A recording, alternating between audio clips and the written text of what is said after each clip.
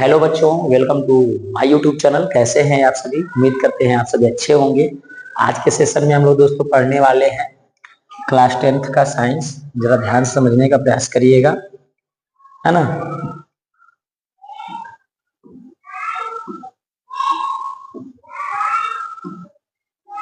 तो दोस्तों हम लोग पढ़ने वाले क्लास 10th का साइंस बिहार बोर्ड 2027 के लिए। चैप्टर दोस्तों होगा मानव नेत्र, रंग बिरंगा संसार। ठीक है, ये आपको क्या करना है दोस्तों? पढ़ना है। तो चलिए दोस्तों, महत्वपूर्ण अध्याय है बहुत ज्यादा, इस पर थोड़ा सा विचार प्रस्तुत करिएगा, ठीक है, और समझने का जरूर प्रयास करिएगा, क्योंकि ये जो चैप्टर है बहुत महत्वपूर्ण है अपने आप में। ठीक है, चलिए थोड़ा सा इसके बारे में समझ लेते हैं अच्छे खासे से। जैसे दोस्तों यहाँ पर ध्यान दीजिएगा, आंख का जो वजन होता है वह 28 से 35 ग्राम होता है। ठीक है, बात याद रखिएगा। दूसरा फैक्ट क्या है दोस्तों? करे मानव नेत्र का लेंस कैसा होता है? तो दोस्तों उभय लिंगी होती है। कैसा होती है? उभय लिंगी। यानी मानव नेत्र की जो लेंस होती है दोस्तों उभय लिंगी होती है। ठीक है, और एक बात और ध्यान रखिएगा, ये उत्तल लेंस होती है। कैसा लेंस? उत्तल लेंस होती है, ये भी याद रखिएगा। ठीक है, चलिए अगला देखिए फैक्ट जो है, मानव नेत्र में प्रतिबिंब कहाँ बनता है? तो दोस्तों मानव नेत्र में प्रतिबिंब जो होती है रेटिना पर बनती है। कहाँ बनती है? रेटिना पर बनती है। ठीक है, ये भी बात याद रखिएगा। अगला फैक्ट है दोस्तों, आंख में हड्डियां की संख्या कितनी होती है? तो दोस्तों आंख में लगभग हड्डियों की संख्या जो होती है दोस्तों 7 होती है। ठीक है, अगला है फैक्ट करा कि मानव में नसों की आंखों में नसों की संख्या कितनी होती है? तो दोस्तों 10 लाख से अधिक होती है, यानी लगभग 10 लाख। ठीक है, अगला है फैक्ट दोस्तों, आंख में कोशिकाओं की संख्या कितनी होती है? तो दोस्तों आंख में कोशिकाओं की जो संख्या होती है लगभग 9 करोड़ होती है। कितनी होती है? लगभग 9 करोड़ होती है। क्योंकि दोस्तों ये इसलिए बता रहा हूँ क्योंकि आंख से संबंधित जो भी फैक्ट होता है उसको जानना बहुत जरूरी है, क्योंकि वहां से 1 नंबर के प्रश्न बन सकते हैं। ठीक है, चलिए अगला, कार्निया क्या होता है? दोस्तों कार्निया एक सुरक्षा परत होता है। ठीक है, जो प्रकाश को क्या करता है? बिखेर देता है। ठीक है, यानी ये दोस्तों कार्निया जो होती है ना 80% प्रकाश को क्या करती है? बिखेरती है, और 20% जो है दोस्तों लेंस प्रकाश को बिखेरती है और केंद्रित करती है। तो ये ध्यान में बात को जरूर रखिएगा। ठीक है, अगला बात को समझिए, अगला फैक्ट को समझिए। कार्निया का अपवर्तनांक कितना होता है? तो दोस्तों कार्निया का अपवर्तनांक जो होता है 1.376 होता है। आंख के निकट और दूर के बिंदु कितने होते हैं? है ना दोस्तों, कह रहा है कि आंख के निकट यानी निकट बिंदु और दूर बिंदु कितने होते हैं? तो दो दोस्तों होते हैं। पहला निकट बिंदु अगर पूछे तो 25 सेंटीमीटर, और अगर दूर बिंदु बोले तो अनंत होता है। दूर बिंदु क्या होता है? अनंत होता है। ठीक है, चलिए थोड़ा सा ये आंख के बारे में हम लोग बात कर लेते हैं। देखिए दोस्तों, आंख के अंदर जो होता है वो कचाप द्रव्य होता है, जो नमकीन जैसा होता है। इसमें NaCl की मात्रा होती है। ठीक है, ये ध्यान में रखने का बात। इसको हम लोग दोस्तों क्या बोलते हैं? इसको हम लोग लेंस बोलते हैं। क्या बोलते हैं? लेंस, या क्रिस्टलीय लेंस भी बोल सकते हैं। इसको क्रिस्टलीय लेंस भी बोल सकते हैं। ठीक है, ये बात ध्यान में रखिएगा, क्रिस्टलीय लेंस। चलिए, तो देखिए दोस्तों, ये स्वच्छ मंडल होता है, इसको हम लोग स्वच्छ मंडल या कॉर्निया कहते हैं। ये वाला कॉर्निया वाला अंग है। ठीक है, ध्यान से समझिएगा। और ये वाला जो अंग होता है ना, करा कि आयरिस का अंग होता है। ये वाला जो अंग होता है दोस्तों क्या होता है? आयरिस का अंग होता है। ठीक है, यहाँ पर ध्यान रखिएगा। इसको क्या बोलते हैं? नेत्रोद बोलते हैं या क्वाड्रिटा। ठीक है, इसको पुतली बोला जाता है। ये क्या है दोस्तों? ये वाला जो अंग है ना मैंने बनाया, ये वाला, तो ये वाले अंगों को क्या बोलते हैं? पुतली बोलते हैं। ठीक है, ये जलीय द्रव्य होते हैं इसमें दोस्तों। क्रिस्टलीय लेंस में क्या होता है? जलीय द्रव्य होते हैं, और ये इनका स्वाद कैसा होता है? नमकीन होता है, यानी इसमें NaCl की मात्रा होती है। निलंबित स्नायु होती है, और उसी के द्वारा ये निलंबित स्नायु होती है, और इसी के द्वारा पश्चिमाभि पेशी काय होती है, इससे जुड़ी होती है। ठीक है, थोड़ा सा इधर बात कर लेते हैं। ये श्वेत पटल होता है, इसको साफ साफ उजला उजला ये पटल होती है। ठीक है, ये पटल होती है, इसको बोलते हैं श्वेत पटल। समझ रहे बात को? ये होती है दृष्टि पटल, यानी इसको रेटिना भी बोला जाता है। क्या बोलते हैं? रेटिना, रेटिना भी बोला जाता है। ये दोस्तों होता है पीत बिंदु, यहाँ पर पीत बिंदु होती है, ध्यान से समझिएगा। और ये होती है अंध बिंदु। तो अंध बिंदु कहाँ होती है दोस्तों? अंध बिंदु जो होती है यहाँ पर होती है। अगर प्रतिबिंब यहाँ पर बन जाएगा तो नहीं दिखाई देगा। ये होती है दृक् तंत्रिका तंत्र। क्या होती है? दृक् तंत्रिका तंत्र। यह मस्तिष्क को जोड़ती है, ठीक है। मस्तिष्क को जोड़ने का काम किसका होती है? दृक् तंत्रिका तंत्र की होती है। ये बात दोस्तों इस वाले फैक्ट को समझ गए होंगे। चलिए अगला फैक्ट को देखिएगा, ध्यान समझिएगा। इसको स्क्रीनशॉट करना है तो कर लीजिए, क्योंकि हम आगे बढ़ेंगे, ठीक है। चलिए आगे बढ़ते हैं। आगे हम लोग बढ़ गए। आगे फैक्ट नंबर दूसरा आ गया। दूसरा फैक्ट है, इस पर भी ध्यान दीजिएगा। करा कि दूसरा फैक्ट में करा कि मानव नेत्र किस भाग से बना होता है? तो बताइए दोस्तों, कार्निया से बनी होती है, जिसे आइरिस भी बोलते हैं, पुतली, लेंस और रेटिना। ये चीजों से क्या होती है? मानव नेत्र बनी होती है। कार्निया, आइरिस, पुतली, लेंस और रेटिना, ठीक है। इन चीजों से क्या होती है? बनी होती है। यहाँ पर इसे अगला फैक्ट बोल रहा है कि आंखों में पाए जाने वाले प्रकाश को कौन नियंत्रित करता है? तो दोस्तों आंखों में पाए जाने वाले प्रकाश को नियंत्रित करता है आइरिस, जिसको बोलते हैं हिंदी में परितारिका। क्या बोलते हैं दोस्तों? परितारिका बोलते हैं। क्लियर? आगे देखिए, करा कि आंख का व्यास कितना होता है? लगभग दोस्तों 2.3 सेंटीमीटर माना जाता है। अगला फैक्ट है, आंख के 3 सामान्यतः दोष कौन से हैं? तो दोस्तों देखिए, आंख के सामान्यतः 3 दोष होते हैं, ठीक है। तो आगे ध्यान से समझने का क्या करिएगा? प्रयास करिएगा, ठीक है। और प्रश्न कैसा लग रहा है कमेंट करके एक बार जरूर बताने का प्रयास करिए। इसका भी प्रश्न भी कराएंगे, पहले समझिए इसको। आंख के 3 सामान्यतः दोष होते हैं। पहला हाइपरमेट्रोपिया, दूसरा मायोपिया, तीसरा होता है प्रेस बायोपिया, ठीक है। ये 3 प्रकार के क्या होते हैं? दोष होते हैं इसमें, आंख में, ठीक है। तो चलिए अगला प्रश्न पर चलते हैं दोस्तों। एक बार इसको भी स्क्रीनशॉट करना है तो कर लीजिए। अगला प्रश्न पर चलते हैं। अगला प्रश्न को ध्यान से चलिए, अगला प्रश्न है, ध्यान समझिएगा। पहला प्रश्न, प्रश्न नंबर 1, करा कैमरे का कौन सा भाग आंख के रेटिना की तरह कार्य करता है? द्वारक करता है कि लेंस करता है कि फिल्म करता है कि शटर करता है? दोस्तों आंख के रेटिना की तरह व्यवहार करना चाहिए। तो दोस्तों आंख के रेटिना की तरह व्यवहार किसका होता है? फिल्म का होता है। तो आपका आंसर हो जाएगा सी इज द राइट आंसर, ठीक है। अगला प्रश्न को देखिएगा ध्यान से। अगला प्रश्न, प्रश्न नंबर दोस्तों 2 है। एक स्वस्थ मानव में नेत्र के लिए निकट दृष्टि, निकट बिंदु तथा दूर बिंदु क्रमशः होते हैं। तो दोस्तों एक स्वस्थ मानव में निकट बिंदु जो होता है वो 25 सेंटीमीटर होता है। कितना होता है? 25 सेंटीमीटर। और दूर बिंदु जो होता है दोस्तों, दूर बिंदु कितना होता है? अनंत होता है। क्या होता है? अनंत। तो आप अपना देखिए आंसर। तो कह रहा है कि 0 एम अनंत, 25 centimetre M 250 centimetre, 25 centimetre M अनंत। तो यही हो जाएगा आपका दोस्तों answer, C is the right answer, ठीक है। अगला प्रश्न को ध्यान से समझिएगा। अगला जो है प्रश्न दोस्तों, प्रश्न नंबर 3। प्रश्न नंबर 3, करा नेत्र लेंस की समंजन क्षमता कम हो जाने से है ना उत्पन्न होता है। नेत्र लेंस की समंजन क्षमता कम हो जाने से उत्पन्न होता है। क्या उत्पन्न होता है? दूर दृष्टि दोष, जरा दृष्टि दोष, निकट दृष्टि दोष, है ना, अवरणाधता। कह रहा है कि दोस्तों नेत्र की समंजन क्षमता कम हो जाने से, तो नेत्र की समंजन क्षमता कम होता है तो जरा दृष्टि दोष उत्पन्न होता है। तो आपका आंसर हो जाएगा दोस्तों B is the right answer. क्या हो जाएगा? B is the right answer. अगला प्रश्न दोस्तों, प्रश्न नंबर 4। प्रश्न नंबर 4, करा इंद्रधनुष रंगीन क्यों होता है ना? जल का कण द्वारा सूर्य प्रकाश के वर्ण विक्षेपण के कारण, जल का कण द्वारा अवशोषण के कारण, वायु द्वारा श्वेत प्रकाश के वर्ण विक्षेपण के कारण, इनमें से कोई नहीं। तो दोस्तों इंद्रधनुष क्यों होता है? तो इंद्रधनुष का मुख्य कारण है दोस्तों जल का कण द्वारा प्रकाश का वर्ण विक्षेपण। तो दोस्तों आपका आंसर हो जाएगा ए इज द राइट आंसर, ठीक है। चलिए अगला प्रश्न को देखिए दोस्तों। अगला प्रश्न है प्रश्न नंबर 5। प्रश्न नंबर 5, नेत्र में प्रवेश करने वाली प्रकाश किरणों का अधिकांश अपवर्तनांक होता है अभिनेत्र के, है ना, अभिनेत्र के अंतरापृष्ठ पर, नेत्र के अंतरापृष्ठ पर, दृष्टिपटल के बाहर पृष्ठ पर, इनमें से कोई नहीं। तो दोस्तों दृष्टिपटल के बाहर पृष्ठ पर होती है। आपका आंसर हो जाएगा दोस्तों सी इज द राइट आंसर, ठीक है। आगे देखिए अगला प्रश्न है। अगला प्रश्न है दोस्तों प्रश्न नंबर 6।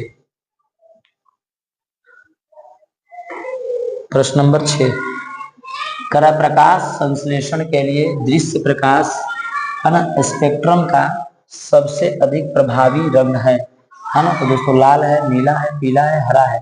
तो दोस्तों लाल हो जाता है। प्रकाश संश्लेषण के लिए अत्यधिक प्रभावशाली कौन होता है? लाल। तो आपका आंसर हो जाएगा दोस्तों ए इज द राइट आंसर। अगला प्रश्न को देखिए दोस्तों। अगला प्रश्न, प्रश्न नंबर 7। प्रश्न नंबर 7, कुछ बादलों का रंग उजला क्यों होता है ना? परावर्तन के कारण, प्रकीर्णन के कारण, अवशोषण के कारण, अपवर्तन के कारण। तो दोस्तों कुछ बादलों का जो रंग होता है उजला क्यों होता है? तो प्रकाश के प्रकीर्णन के कारण। तो आपका आंसर हो जाएगा दोस्तों B is the right answer. अगला प्रश्न है, अगला प्रश्न को देखिएगा। प्रश्न नंबर 8। प्रश्न नंबर 8 है, कह रहा है सामान्य नेत्र के लिए दूर बिंदु है 25 मीटर, 25 सेंटीमीटर, 25 मिलीमीटर के अनंत। तो समान दृष्टि के लिए दोस्तों दूर बिंदु बोल रहा है तो अनंत हो जाएगा। आपका आंसर हो जाएगा D is the right answer. अगला प्रश्न दोस्तों, प्रश्न नंबर 9। प्रश्न नंबर 9 है, प्रश्न नंबर 9 कर अभिनेत्र लेंस की फोकस दूरी में परिवर्तन किया जाता है पुतली द्वारा, दृष्टिपटल द्वारा, पश्चिमावी पेशी द्वारा, परितारिका द्वारा। तो दोस्तों अभिनेत्र लेंस का परिवर्तन जो होता है पश्चिमावी पेशी के द्वारा होता है। तो आपका आंसर हो जाएगा सी इज द राइट आंसर। ठीक है, अगला प्रश्न को देखिएगा। अगला जो प्रश्न है ध्यान से समझिए की कोशिश करिएगा। ठीक है, चलिए अगला प्रश्न, प्रश्न नंबर दोस्तों 10। प्रश्न नंबर 10 है, करा स्पेक्ट्रम में किस रंग का विकिरण, स्पेक्ट्रम में किस रंग का किरण का झुकाव अधिक होता है? लाल का, हरा का, पीला का, बैगनी का। तो दोस्तों स्पेक्ट्रम में झुकाव किसके कारण होती है? बैगनी का होती है। तो आपका आंसर हो जाएगा दोस्तों D is the right answer. ठीक है, अगला प्रश्न देखिए। अगला प्रश्न, प्रश्न नंबर दोस्तों 10, सॉरी प्रश्न नंबर 11। प्रश्न नंबर 11 है, करा स्पेक्ट्रम प्राप्त करने के लिए किसका उपयोग होता है? कांच की सिल्ली, अवतल दर्पण, उत्तल लेंस, प्रिज्म। तो दोस्तों आपका आंसर हो जाएगा D is the right answer, prism. क्योंकि स्पेक्ट्रम बनता है किसमें? प्रिज्म में बनता है। किसमें बनता है? प्रिज्म में बनता है। तो दोस्तों यहाँ तक आप लोग अच्छे से क्लियर होंगे, अच्छे से उतार लिए होंगे। ठीक है, जल्दी से एक बार कमेंट करके बताइए यहाँ तक सभी लोग क्लियर हैं।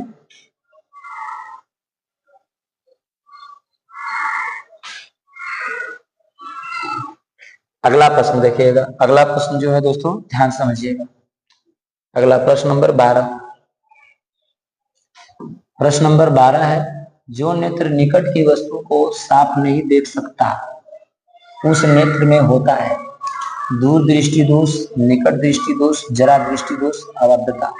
कहा कि जो नेत्र निकट की वस्तु को स्पष्ट नहीं देख सकता, इसका मतलब कि दूर की वस्तु को देखेगा। तो आपका हो जाएगा दूर दृष्टि दोष। Is the right answer. ठीक है, चलिए अगला प्रश्न को देखिएगा। अगला प्रश्न दोस्तों प्रश्न नंबर 13। प्रश्न नंबर 13 है, करा मानव नेत्र में किस प्रकार का लेंस होता नहीं होता? अवतल लेंस होता है, उत्तल लेंस होता है, उत्तल दर्पण होता है। तो मानव नेत्र में दोस्तों कौन सा होता है? उत्तल लेंस होता है। कौन सा होता है?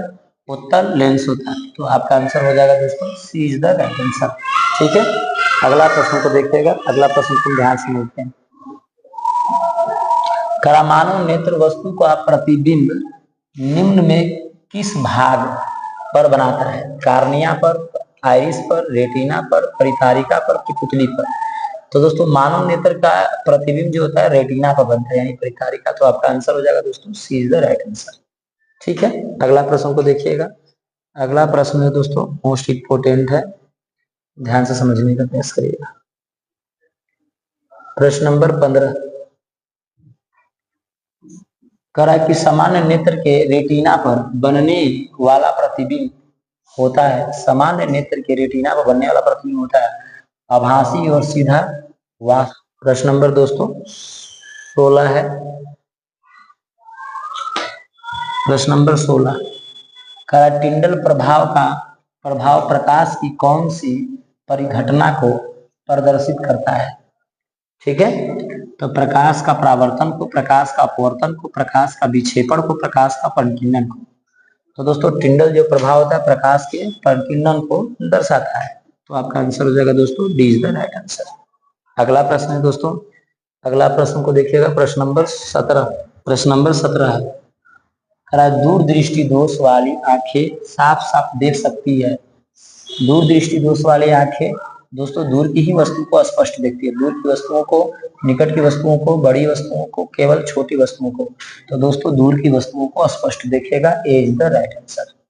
ठीक है, अगला प्रश्न को देखिएगा। अगला प्रश्न दोस्तों 18 है। प्रश्न नंबर 18 करा दोस्तों, निकट दृष्टि दोष वाला व्यक्ति है ना, व्यक्ति देख सकता है। तो निकट दृष्टि दोष वाला व्यक्ति देख सकता है सभी चीजों को ठीक से, किसी किसी चीजों को ठीक से, दूर की चीजों को अच्छी तरह से, निकट की वस्तुओं को अच्छी तरह से। तो दोस्तों निकट दृष्टि दोष वाला निकट की वस्तुओं को अच्छी तरह से देख सकता है। तो आपका आंसर हो जाएगा D is the right answer. ठीक है, यहाँ तक सभी लोग क्लियर है?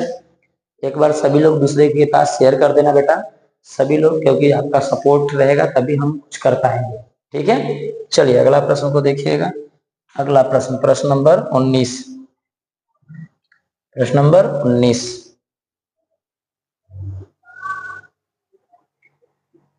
करा, नेत्र द्वारा किसी वस्तु का कैसा प्रतिबिंब बनता है? वास्तविक उल्टा तथा बड़ा, वास्तविक सीधा तथा छोटा, काल्पनिक उल्टा तथा बड़ा, वास्तविक उल्टा तथा छोटा। तो दोस्तों नेत्र के द्वारा वास्तविक उल्टा तथा छोटा बनता है। तो आपका आंसर हो जाएगा दोस्तों D is the right answer. अगला प्रश्न को देखिएगा दोस्तों, अगला प्रश्न को ध्यान से समझिएगा। अगला प्रश्न, प्रश्न नंबर 20 कर, आंख व्यवहार करती है अवतल दर्पण की तरह, उत्तल लेंस की तरह, समतल दर्पण की तरह, अवतल लेंस की तरह। तो दोस्तों आंख व्यवहार करती है किसकी तरह? उत्तल लेंस की तरह। तो आपका आंसर हो जाएगा दोस्तों B is the right answer. ठीक है, अगला प्रश्न को देखिएगा। अगला प्रश्न, प्रश्न नंबर दोस्तों 21। प्रश्न नंबर 21 का, सामान्य आंख के लिए स्पष्ट दर्शन की न्यूनतम दूरी होती है 10 सेंटीमीटर, 15 सेंटीमीटर, 20 सेंटीमीटर की 25 सेंटीमीटर। समान आंख के लिए दर्शन की न्यूनतम दूरी क्या है? न्यूनतम पूछ रहा है, तो हो जाएगा दोस्तों 25 सेंटीमीटर। तो आपका आंसर हो जाएगा D is the right answer. ठीक है, अगला प्रश्न को देखिएगा। अगला प्रश्न, प्रश्न नंबर 22 कह रहा है कि किसी दृष्टि दोष के निवारण के लिए अवतल लेंस का प्रयोग किया जाता है। किस दृष्टि दोष को निवारण के लिए अवतल लेंस का प्रयोग किया जाता है? दीर्घ दृष्टि दोष, निकट दृष्टि दोष, अबिंदुता, जरा दृष्टि दोष। इसका कमेंट करके उत्तर बताने का प्रयास करिए। जल्दी से दोस्तों कमेंट करिए और बताने का प्रयास करिए कि इसका क्या होगा उत्तर। जल्दी से बताइए फटाफट से। बेटा इतने गर्मी में क्लास ले रहा हूँ, एक लाइक, चैनल को सब्सक्राइब और दोस्तों के पास शेयर ही आपका सपोर्ट है। ठीक है, चलिए आगे देखिएगा। तो इसका क्या हो जाएगा, है ना, किसी दृष्टि दोष के निवारण के लिए अवतल लेंस है। कौन सा लेंस है? अवतल बोल रहे हैं, तो हो जाएगा निकट दृष्टि दोष। आपका हो जाएगा B is the right answer. ठीक है, चलिए अगला प्रश्न है प्रश्न नंबर दोस्तों 23। प्रश्न नंबर 23 है ना, 23 हो जाएगा। यहाँ पर देखिए दोस्तों तैरते हो गया, तरंग होना चाहिए। क्या होगा? तरंग होगा। तरंग हुए को सामान्यतः व्यक्त किया जाता है, तरंग को कैसे व्यक्त किया जाता है? मीटर में कि हर्ज में कि मीटर प्रति सेकंड में कि इनमें से कोई नहीं। तो दोस्तों तरंग हो जाए तो हर्ज में मापा जाता है। किसमें? हर्ज में। तो आपका आंसर हो जाएगा B is the right answer. ठीक है, अगला प्रश्न को देखिएगा। अगला प्रश्न, प्रश्न नंबर दोस्तों 24। प्रश्न नंबर 24 है, ध्यान से समझने का प्रयास करिएगा। प्रश्न नंबर 24 करा, निकट दृष्टि दोष में किस लेंस का प्रयोग होता है? तो दोस्तों निकट दृष्टि दोष में किस लेंस का प्रयोग होता है? उत्तल लेंस का, अवतल लेंस का, बेलनाकार लेंस का, उत्तल एवं अवतल दोनों का। तो दोस्तों निकट दृष्टि दोष बोला तो अवतल लेंस। क्या हो गया? अवतल लेंस। तो आपका आंसर हो जाएगा दोस्तों B is the right answer. ठीक है, ये ध्यान रखिएगा। अगला प्रश्न है दोस्तों प्रश्न नंबर 25 और इस चैप्टर का जो है 25 एमसीक्यू, लास्ट एमसीक्यू। ठीक है, तो 25 प्रश्न करा, जरा दृष्टि दोष को दूर करने के लिए काम में लाया गया लेंस होता है। जरा दृष्टि दोष को दूर करने में काम में लाया गया लेंस कौन सा होता है? उत्तल लेंस होता है, अवतल लेंस, बेलनाकार लेंस, बाइफोकस लेंस। एक बार बताने का प्रयास करिए इसका उत्तर। ठीक है, तो जरा दृष्टि दोष को दूर करने के काम में क्या होता है दोस्तों? तो होता है बेलनाकार लेंस। क्या होता है? बेलनाकार लेंस। तो इस प्रश्न का उत्तर हो जाएगा दोस्तों सी इज द राइट आंसर। दोस्तों उम्मीद करते हैं आप लोग मेरी बातों को अच्छे से समझ गए होंगे, सेशन आपको अच्छा लगा होगा। यदि आपको हेल्पफुल लगता है तो दोस्तों चैनल को सब्सक्राइब कर लीजिए, वीडियो को लाइक कर लीजिएगा और दोस्तों के पास जरूर शेयर करिए जो क्लास 10th में तैयारी कर रहा है। ठीक है, मिलते हैं दोस्तों नेक्स्ट वीडियो में एक नई वीडियो के साथ। जय हिंद दोस्तों।